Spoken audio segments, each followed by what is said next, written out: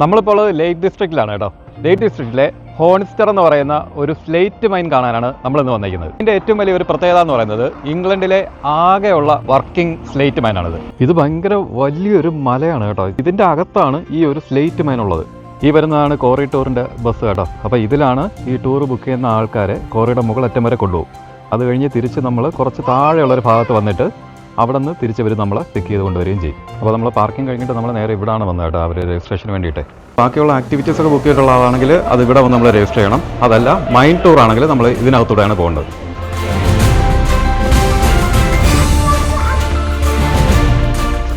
നല്ല രസമുണ്ട് കേട്ടോ അതിനകത്ത്. കണ്ട ഫുള്ള് സ്ലേറ്റ്സ് ഒക്കെ അടിക്കിട്ടാണ് ഇവിടെ ഇതിനകത്ത്. നമ്മൾ ഓൾറെഡി ലേറ്റായി, അതാണ് ഈ ഓടി പോകുന്നത്. അപ്പോൾ ഇവരുടെ ഈ എക്സ്പീരിയൻസ് സെൻറ്ററിനകത്താണ് ടിക്കറ്റ് ബുക്കിംഗ് ഒക്കെ ഉള്ളത്. ഇവിടെയാണ് നമ്മൾ രജിസ്റ്റർ ചെയ്യേണ്ടത്. യു കെയിലേക്ക് വരുന്നവരെ സ്ലേറ്റ് എന്ന് പറയുമ്പോൾ എൻ്റെ മനസ്സിലുണ്ടായിരുന്നത് നമ്മൾ കുട്ടിക്കാലത്തൊക്കെ എഴുതാൻ ഉപയോഗിച്ചിരുന്ന സ്ലേറ്റ് പെൻസിലും ഒക്കെയാണ്. എന്നാൽ ഇംഗ്ലണ്ടിലും വെയിൽസിലും മാത്രമല്ല യു കെയുടെയും യൂറോപ്പിൻ്റെയും പല ഭാഗങ്ങളിലും കൂടെ സഞ്ചരിക്കുമ്പോൾ നമുക്ക് കാണാൻ കഴിയുന്നത് ഇവിടുത്തെ പുരാതനമായിട്ടുള്ള പല വീടുകളും അതിൻ്റെ മേൽക്കൂരകളും ഒക്കെ നിർമ്മിച്ചിരിക്കുന്നത് സ്ലേറ്റ് കൊണ്ടാണ്. ഇത്തരം നിർമ്മാണങ്ങൾക്ക് എന്തുകൊണ്ട് സ്ലേറ്റ് തിരഞ്ഞെടുക്കുന്നു എന്ന് ചോദിച്ചാൽ അതിൻ്റെ പ്രധാനപ്പെട്ട കാരണമെന്ന് പറയുന്നത് ഇവിടുത്തെ എക്സ്ട്രീം വെതറിനെയൊക്കെ വിത്ത്സ്റ്റാൻഡ് ചെയ്യാനുള്ള അതിൻ്റെ ആ ഒരു കപ്പാസിറ്റി കൊണ്ട് തന്നെയാണ്. ലോകത്തിൻ്റെ പല ഭാഗങ്ങളിലും സ്ലേറ്റ്സ് അവൈലബിൾ ആണെങ്കിലും ലോകത്തിലെ നമ്പർ 1 സ്ലേറ്റ് ഏതാണെന്ന് ചോദിച്ചാൽ അതിനൊരൊറ്റ ഉത്തരവേ ഉള്ളൂ. അതാണ് ഹോൺസ്റ്റർ ഗ്രീൻ സ്ലേറ്റുകൾ. സ്പാനിഷ് സ്ലേറ്റുകൾ 25 വർഷവും വെയിൽസിൽ നിന്ന് വരുന്നവ 100 വർഷവും നിലനിൽക്കുമ്പോൾ ഹോൺസ്റ്റർ സ്ലേറ്റുകളുടെ ആയുസ് എന്ന് പറയുന്നത് 400 വർഷത്തിലധികമാണ്. അതുകൊണ്ട് തന്നെ വളരെ അപൂർവമായിട്ടുള്ള ഇത്തരം ഗ്രീൻ സ്ലേറ്റുകളുടെ വിലയെന്ന് പറയുന്നത് താരതമ്യേന വളരെ കൂടുതൽ തന്നെയാണ്. നമ്മളിപ്പോൾ കോറി ടൂറിനായിട്ടുള്ള ബസ്സിലേക്ക് കയറിയിട്ടുണ്ട് കേട്ടോ. അപ്പോൾ ഇവിടെ മുതൽ അങ്ങോട്ട് നമുക്കിനി വീഡിയോ എടുക്കാനായിട്ടുള്ള പെർമിഷൻ ഇല്ല. നമ്മൾ ഈ ടൂർ തുടങ്ങുന്നതിന് തൊട്ട് മുന്നേ തന്നെ അവർ തരുന്ന ഏറ്റവും കർശനമായിട്ടുള്ള നിർദ്ദേശങ്ങളിലൊന്നും ഇത് തന്നെയാണ്. നമ്മളിപ്പോൾ വലതുവശത്ത് താഴെയായിട്ട് കാണുന്നതാണ് ഹോൺസ്റ്റർ പാസ് കേട്ടോ. നമ്മൾ ഈ യാത്ര കഴിഞ്ഞ് താഴേക്ക് പോകുമ്പോൾ നമ്മൾ അതുവഴിയാണ് തിരിച്ചു പോകുന്നത്. അപ്പോൾ മൈൻ്റെ ഉള്ളിലേക്ക് കയറുന്നതിന് മുന്നേ കുറച്ച് നേരം നമുക്ക് ഇവിടെ നിന്ന് ഇപ്പോൾ ഫോട്ടോസൊക്കെ എടുക്കാനുള്ള ആ ഒരു ടൈമാണിത്. നമ്മളിപ്പോൾ പോകുന്ന നോർമൽ മൈൻ ടൂർ കൂടാതെ ധാരാളം അഡ്വഞ്ചർ ആക്ടിവിറ്റീസും ഇവിടെയുണ്ട്. അപ്പോൾ നിങ്ങൾ സാഹസികത ഇഷ്ടപ്പെടുന്ന ഒരാളാണെങ്കിൽ ഇവിടെ വന്ന് ഈ ആക്ടിവിറ്റീസൊക്കെ ചെയ്ത് കഴിയുമ്പോൾ നിങ്ങൾക്ക് ഈ ഒരു വിസിറ്റ് എന്ന് പറയുന്നത് ഒരിക്കലും നഷ്ടമാവില്ല എന്ന് 100% നമുക്ക് ഉറപ്പിച്ച് പറയാൻ കഴിയും.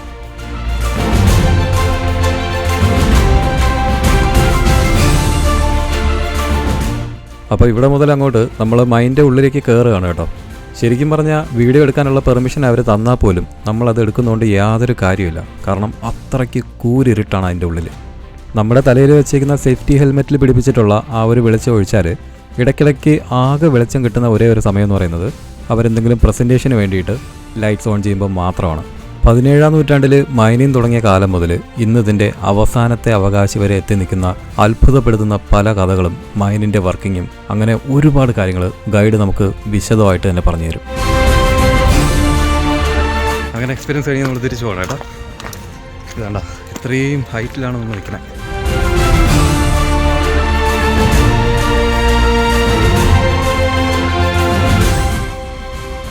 അപ്പോഴേക്കും നമുക്ക് പോകാനുള്ള ബസ് എത്തിക്കഴിഞ്ഞു. ഇനി നമുക്ക് ഇതിൽ കയറി നേരെ റിസപ്ഷൻ്റെ അടുത്തേക്ക് പോകാം.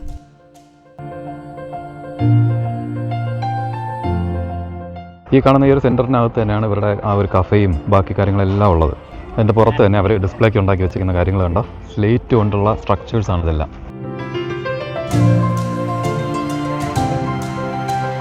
ഇത് ആ ബ്രിഡ്ജ് ഹൗസിൻ്റെ ഒരു മോഡലാണ്.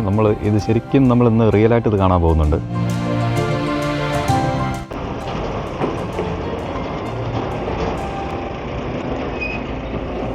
ഇതുണ്ടോ, ഇത് മൈനിങ്ങിന് ആവശ്യമായിട്ടുള്ള വണ്ടികളൊക്കെയാണ് ഈ പോകുന്നത്.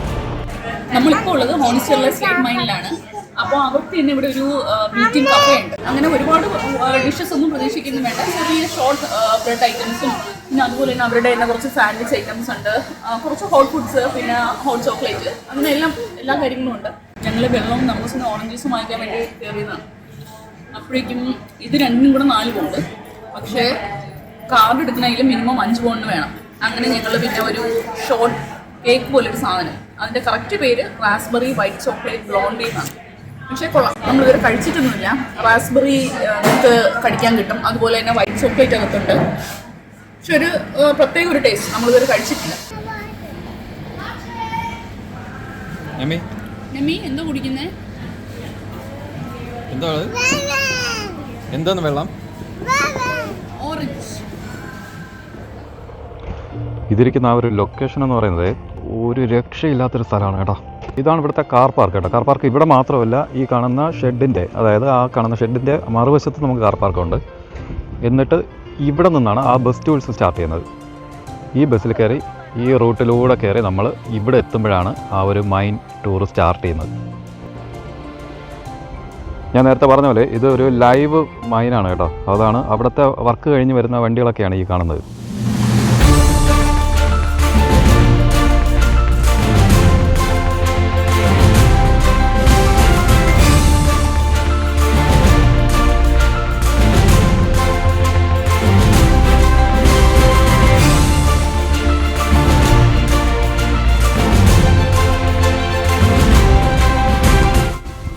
നമ്മൾ ഈ കാണുന്ന പാളികളായിട്ട് കിടക്കുന്ന ഇതെല്ലാം ഈ സ്ലേറ്റ് മൈനിങ് കഴിഞ്ഞതിൻ്റെ വേസ്റ്റാണ്.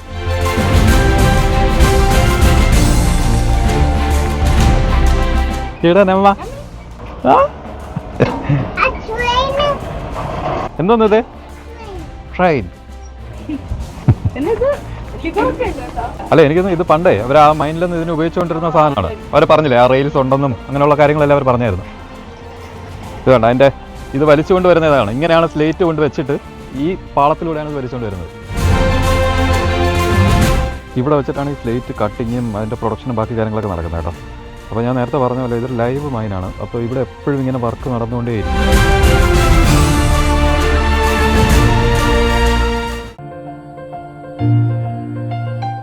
നമ്മളിപ്പോൾ പോയിക്കൊണ്ടിരിക്കുന്നത് അതിമനോഹരമായിട്ടുള്ള ഹോണിസ്റ്റർ പാസിലൂടെയാണ് കേട്ടോ. ബറോഡയിലെ സീറ്റോളർ മുതൽ ബട്ടർമിയറിലെ ഗേറ്റ്സ് ഗാർത്ത് വരെയുള്ള ആ ഒരു മൗണ്ടൈൻ റൂട്ടിനാണ് ഹോണിസ്റ്റർ പാസ് എന്ന് പറയുന്നത്. UK 24 മണിക്കൂർ നിർത്താതെ മഴ പെയ്ത ഒരു സ്ഥലം എന്നുള്ള ഒരു റെക്കോർഡ് കൂടെ ഹോണിസ്റ്റർ പാസിനുണ്ട്.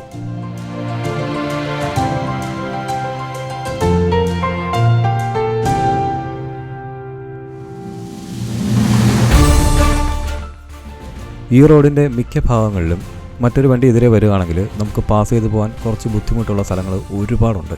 അതുമാത്രമല്ല 25 ഡിഗ്രി വരെ കുത്തനെയുള്ള സ്റ്റീപ്പായിട്ടുള്ള റോഡുകളും ലാൻഡ് സ്ലൈഡിന് സാധ്യതയുള്ള മലഞ്ചെരുവുകളും ഒക്കെ ആയിട്ട് ഹോണിസ്റ്റർ പാസ് എന്ന് പറയുന്നത് ഒരു അഡ്വഞ്ചർ റൂട്ട് തന്നെയാണ്.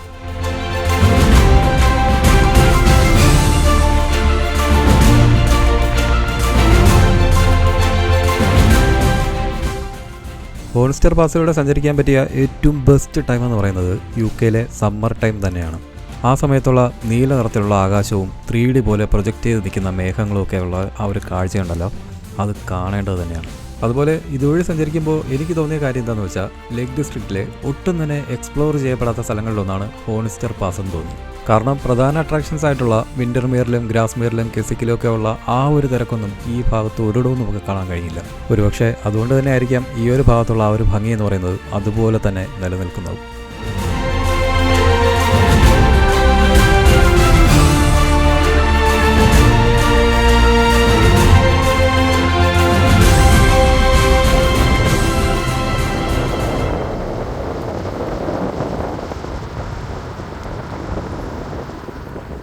അങ്ങനെ നമ്മൾ ആ മൈൻ എക്സ്പീരിയൻസ് കഴിഞ്ഞ് ഇറങ്ങി കേട്ടോ. അപ്പോൾ നിങ്ങൾ ആദ്യമായിട്ടാണ് ഒരു മൈൻ കാണാൻ വരുന്ന ഒരാളാണെങ്കിൽ നിങ്ങൾക്ക് തീർച്ചയായിട്ടും ഇത് ഇഷ്ടപ്പെടും. പക്ഷേ എനിക്ക് അത്ര ഒരു ഭയങ്കര ഒരു എക്സ്പീരിയൻസ് ആയിട്ട് തോന്നിയില്ല. കാരണം ഞങ്ങൾ വെയിൽസിൽ പോയ സമയത്ത് അവിടെ ഉള്ള 1-2 കിടിലൻ കോറീസ് നമ്മൾ പോയി കണ്ടിട്ടുണ്ടായിരുന്നു. അപ്പോൾ അത് വെച്ച് കമ്പയർ ചെയ്യുകയാണെങ്കിൽ ഇത് അത്ര ഭയങ്കര ഒരു സംഭവമല്ല. പക്ഷേ നിങ്ങൾ ആദ്യമായിട്ട് കാണാൻ വരുന്ന ഒരാളാണെങ്കിൽ, അല്ലെങ്കിൽ കുട്ടികളെയൊക്കെ കൊണ്ടുവരുന്ന ഒരാളാണെങ്കിൽ നിങ്ങൾക്ക് ഈസി ആയിട്ട് കയറി ഇറങ്ങി ഇത് കണ്ടുപോകാൻ പറ്റുന്ന ഒരു മൈനാണ്. പക്ഷേ ബാക്കിയുള്ളതൊക്കെ കുറച്ച് ബുദ്ധിമുട്ടാണ്. കുഞ്ഞുങ്ങളെയും കൊണ്ടൊക്കെ കുറച്ച് ബുദ്ധിമുട്ടാണ്. ഇപ്പം നമ്മൾ 3 വയസ്സുള്ള നമ്മക്കുട്ടിയും കൊണ്ടുപോകുന്നതിന് നമുക്ക് വലിയ പ്രശ്നമൊന്നും ഉണ്ടായില്ല ഇവിടെ. അതുപോലെ ഇവിടുത്തെ വേറൊരു പ്രശ്നം എന്ന് പറയുന്നത്, ഇവർ ഈ കോറിയുടെ അകത്തുള്ള വീഡിയോസ് നമ്മൾ ചെയ്യാൻ ഒട്ടും സമ്മതിക്കുന്നില്ലായിരുന്നു. കാരണം അവർ 2-3 തവണ വന്ന് പറഞ്ഞു. ഞങ്ങൾ ഫോട്ടോ എടുത്തപ്പോൾ പോലും അവർ പറഞ്ഞു വീഡിയോ ഒരിക്കലും എടുക്കരുത്, ഫോട്ടോസ് നിങ്ങൾ ക്ലിക്ക് ചെയ്തോ, പക്ഷേ അത് പറഞ്ഞു തരുന്ന എക്സ്പ്ലെയിൻ ചെയ്യാൻ വേണ്ടി കൂടെ വരുന്ന ടൂർ ഗൈഡിൻ്റെ ഫോട്ടോസോ അങ്ങനെയുള്ള ഒന്നും എടുക്കരുതെന്ന് പറഞ്ഞിട്ടുണ്ട്.